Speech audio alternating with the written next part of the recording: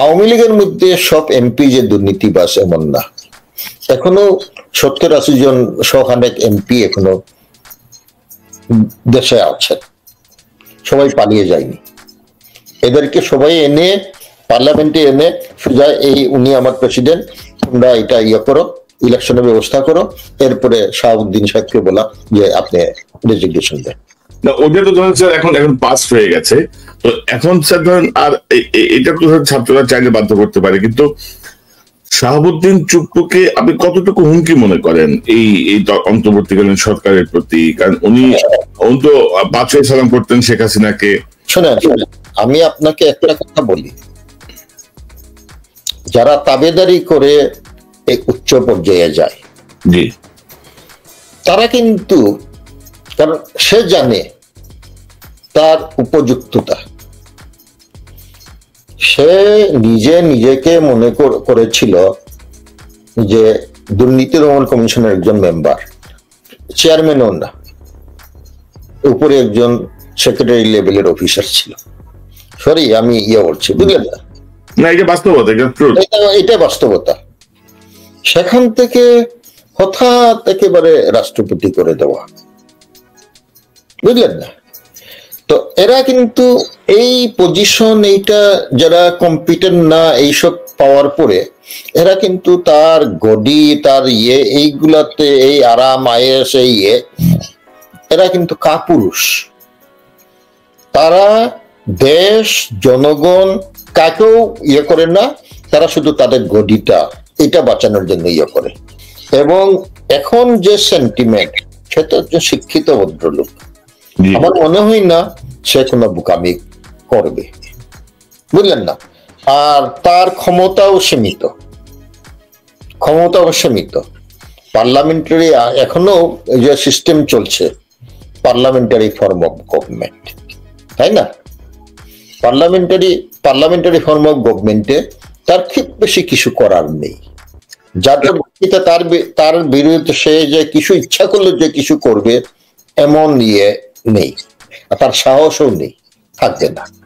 ছাত্র জনতার যে সবল উপস্থিতি এখনো, তাতে ওখানে আমি সাবেক প্রধান বিচারপতি হয়ে আমি এখানে কোনো কমেন্ট করতে বিরত থাকলাম। আমি চাচ্ছি যে উনি আবার মাথায় ঢুস দেয় কিনা কোনো মাঝে মধ্যে। আমি তো বললাম যে এই ধরনের ব্যক্তি, তাদের এরা হলো সবসময় কাপুরুষ, বুঝলেন না? তারা এই যেরকম এই যে হিন্দুদের একটা কথা আছে, একটা প্রবাদ বাক্য আছে, যে দেবতা যে প্রসাদ যে ভোগে তুষ্ট হন তাকে সেটাই দেওয়া হয়। এরা হলো এই টাইপের। আমি বুঝাতে পারলাম আপনি? তো আমরা এই পর্বটা এখানে শেষ করি, দেখা যাক। তবে আমার মনে হয় যে এখন যত শয়তানি করুক, যত কিছুই করুক, ছাত্র জনতার যে সতর্ক প্রহরা, তাতে খুব বেশি সুবিধা কেউই করতে পারবে না। যে শেখ হাসিনা যে স্বপ্ন দেখতেছে, ধরেন আপনি যদি সজীব জয়ের কথা লক্ষ্য করেন, একবার এক কথা বলতেছে। সর্বশেষ গতকাল বলছে আমার মা তো পদত্যাগই করে নেই। তো এইসব নানা কাহিনী তৈরি করার চেষ্টা চলছে, আবার ফিরে আসার চেষ্টা, স্বপ্ন আছে। আমার মনে হয় না কোনোটাই বাস্তবায়ন হবে। তবে স্যার, এই পর্যায়ে আপনি যেটি বলছিলেন যে আপনার ফেসবুক স্ট্যাটাসে আপনি লিখেছেন বাংলাদেশে যে হিন্দুদের উপরে নির্যাতনের নামে যে অপপ্রচার চলছে, সেই জায়গাগুলো আপনি লিখেছেন। বাট আমি আপনাকে অনুরোধ করবো, প্রয়োজন আপনি একটা ভারতের প্রধানমন্ত্রীর সাথে যেহেতু আপনার একটা যোগাযোগ ছিল, হয়তো এখনো আছে, আমার ফেসবুকে একটা ইমেইল অন্তত ওনাকে বলে দিয়েছি, বললাম তো। জি জি, ওখানে প্রধানমন্ত্রীর নাম থেকে বলেছি। আপনাকে খুব তাড়াতাড়ি শেষ করবেন না, আপনি আসল ইস্যুটা বাদ দিয়ে দিলেন। না, আমি যাচ্ছি স্যার, আমরা দ্বিতীয় পর্বে যাচ্ছি স্যার।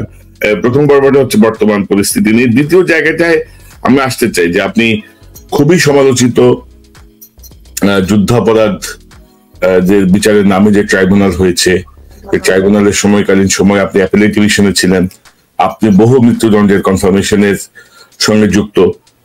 তো এই যুদ্ধাপরাধ ট্রাইব্যুনাল, আন্তর্জাতিক অপরাধ ট্রাইব্যুনাল নামে যেটিকে পরিচিত করা হয়েছে, সেটিকে অনেকে বলছেন যে এটা জুডিশিয়াল কিলিং হয়েছে। এখানে ধন্যবাদ, আমি প্রশ্নটা পেলাম। সময় আপনি নিশ্চয়ই জানেন যে UK supreme court, British supreme কোর্টের একটা রায়ের ইন্টারপ্রিটেশনেও তারা বলেছেন যে এটা কোনো কোর্টই ছিল না, এটা কোনো বিচারকদের কোনো বিচারিক স্বাধীনতাই ছিল না, যেটা নিয়ে আমি আবার কন্টেম্পটিভ মামলা খেয়েছিলাম। আমি বলছি, এটা একটা ট্রাইব্যুনাল গঠন করা হয়েছিল, একটা আইন ছিল, এটা ওই তখনকার দিনেরই 73 ইংরেজির একটা আইন। এরপরে আমি আপনাকে বলি, আমরা যেগুলা করেছি আপিল বিভাগে, এটা ছিল ট্রাইব্যুনাল যাদের পানিশমেন্ট দিয়েছে, এই পানিশমেন্ট গুলা ঠিক কি বেঠিক, আমরা কিন্তু নতুন করে কিছু দিইনি, আমরা অনেকগুলা বাতিল করেছি। আমাদের কাছে যেগুলো আসছিল সেখানে 6 থেকে 7 জন বিচারক ছিল। আমি একা কোনো কিছু করারও ক্ষমতা ছিল না। আপিল বিভাগের ক্ষমতা এবং বিচারের যে বিধি বিধান, এটা না জেনে অনেকে করেছে। আমি ইচ্ছা করলেই একটা জাজমেন্ট দিয়ে একজনের ফাঁসি দিতে পারি না।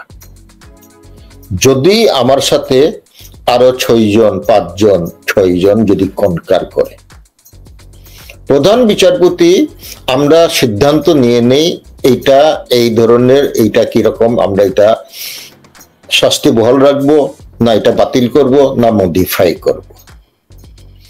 এটা করার পরে প্রধান বিচারপতি যাদেরকে এন্ডোর্স করে সে রায় লেখে।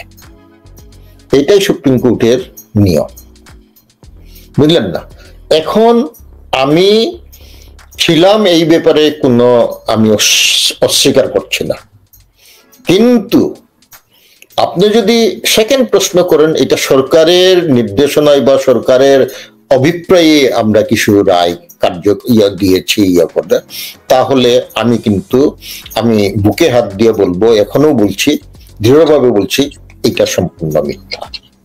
কারণ হলো, আমি যদি এরকম করতাম তাহলে আমি সরকারের যে 16 সংশোধনী সংবিধানের, এটা তো আমি যদি রাজি হতাম, 16 সংশোধনী রাজি হলে আজকে বাংলাদেশে বহাল তবিয়তে, এই যে রিফিউজির মতো, এই আপনার আমেরিকাতে ছিলাম, এখানে আগে অস্ট্রেলিয়া ছিলাম, বুঝলেন, এই কষ্টে আমাকে অনেকেই দেখেছেন, আপনারাও দেখেছেন আমি কিরকম দিন যাপন।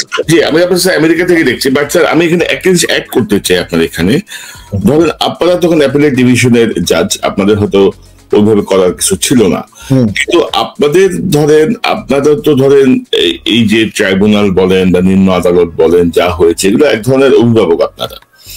আপনারা দেখছেন যে স্কাইপ কেলেঙ্কারির বের হলো, 2 বিচারক কথা বলছেন, হাসিনা কি চায়, কারে ফাঁসি দিতে হবে, কেমনে দিতে হবে, সাম জিয়াউদ্দিন এন্ড জিয়াদ আল মালুম এরা মিলে কথা বলছে।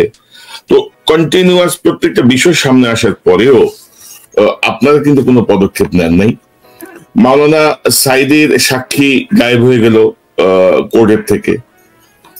তারপরে সালাউদ্দিন কাদের চৌধুরীর পক্ষে হাইকোর্টের একজন সিটিং জাজ সাফে সাক্ষী দিতে চাইলেন, সেটি গ্রহণ করা হলো না।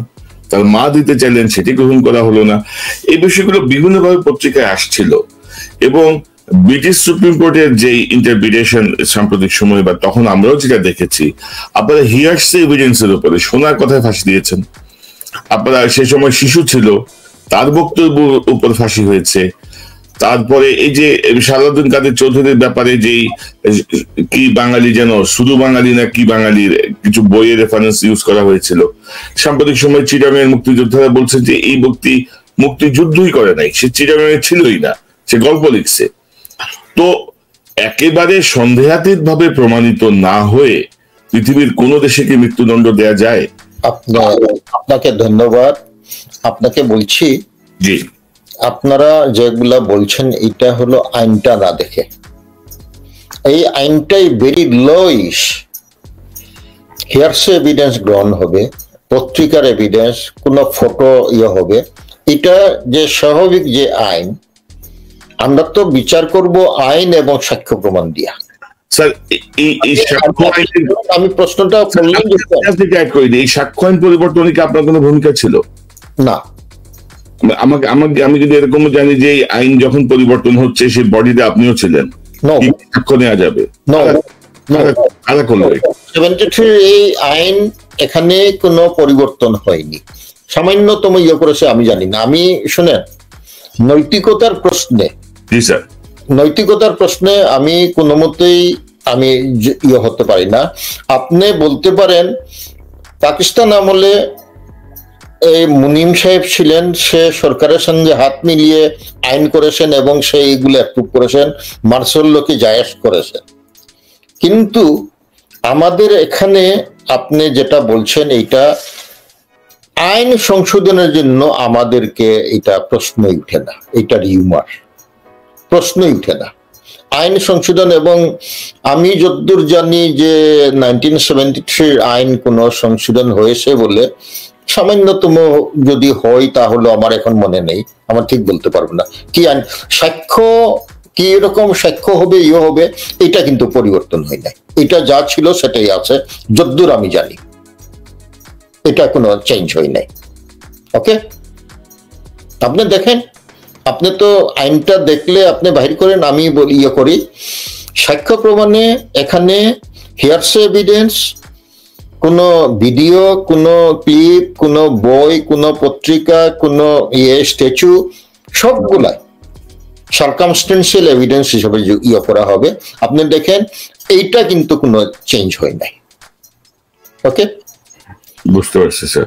কিন্তু স্যার যখন এই যে স্কাইপ কেলেঙ্কারির মাধ্যমে আপনারা দেখলেন যে কিভাবে রায় কিভাবে হবে এগুলো নিয়ে আলোচনা হচ্ছে, পরামর্শ আসছে, বলা হচ্ছে যে শেখ হাসিনা চায় অমুকদের ঝুলাই দিতে হবে, তমুকদের ফাঁসি দিতেই হবে, এরপরেও তো স্যার ধরেন আপনাদের তো স্যার একটা ক্ষমতা ছিল না, সুমোটো একটা পাওয়ার ছিল, আপনারা চাইলে কোনো হস্তক্ষেপ করতে পারতেন, আপনারা প্রশ্ন উত্থাপন করতে পারতেন। এই ক্ষমতা আমাদেরকে দেওয়া হয়নি। আমরা শুধু আইনে ছিল এটা শুধু আপিল করা, তাদের রায়টা এফার্ম করা অথবা বাতিল করা, এর বাইরে এই ট্রাইব্যুনালটা আমাদের আন্ডারে ছিল না। কিন্তু ধরেন আব্দুল কাদের মোল্লার প্রথমে হলো যাবজ্জীবন, শোনেন পরে হলে গেল ফাঁসি, শোনেন এবং নতুন আইনের পুরান বিধান কার্যকর। আমি আপনাকে বলি, জি, ইভেন এখনো জুডিশিয়ারির যে অবস্থা, আমরা ইচ্ছা করলে একজন ম্যাজিস্ট্রেটকে এই কোর্ট থেকে আরেক কোর্টে ট্রান্সফার করতে পারি না। আমরা ম্যাজিস্ট্রেটের কোনো ডিসিপ্লিনারি অ্যাকশন, এ তো ট্রাইব্যুনাল তো অনেক উপরে, এটা পারি না। এটা হলো, এটা করার জন্যই আপনি দেখবেন আমি ফাইট করেছি, আমি সুপ্রিম কোর্টকে এই ক্ষমতা দেওয়ার জন্য। শেখ হাসিনার সাথে তো আমার দ্বন্দ্ব শুধু 16 সংশোধনী না, 16 সংশোধনী তো একেবারে লাস্টের দিকে। আমি, আপনি জানেন, আপনি পুরাতন পত্রিকা বা করলে সমানেই আমি শেখ হাসিনার বিরুদ্ধে বলেছি। জুডিশিয়ারিতে হস্তক্ষেপ করা, বিচার বিভাগে হস্তক্ষেপ করা, বিচারকদের আমি পোস্টিং দিতে পারি না, এগুলো তো হলো একেবারে প্রত্যেক দিনে এইগুলা মিডিয়াতে আসতো, বুঝলেন ব্যাপার। এইগুলা আমাদের কোনো ক্ষমতা ছিল না, কারণ মাজদার হোসেনের রায় যেটা ছিল, মাজদার হোসেনের রায় ইমপ্লিমেন্ট করে নেই সরকার। ইমপ্লিমেন্ট না করে, বিশেষ করে সবচেয়ে বড় জিনিসটা ছিল বিচারকদের অভিশংসন, মানে তার ডিসিপ্লিনারি অ্যাকশন নেওয়ার। এইটা মাজদার হোসেনের মামলায় 7টা ডাইরেক্টরি ছিল, এর মধ্যে একটা ছিল, 7 নম্বরটা ছিল যে সুপ্রিম কোর্টের প্রাইমেসি থাকবে, মানে সরকার এবং একটা অফিসারকে কোনো জায়গায় পোস্টিং দেওয়া অথবা একজন অফিসারকে করাপশন দেওয়া, সরকার চাচ্ছে তাকে করাপশনের জন্য, মানে না, সুপ্রিম কোর্ট যদি মনে করে না সে করাপ্ট, তাকে আমরা করব, পানিশমেন্ট দেব, তাহলে সরকারের এইটা প্রাধান্য পাবে না, আমাদের এটাই প্রাধান্য পাবে।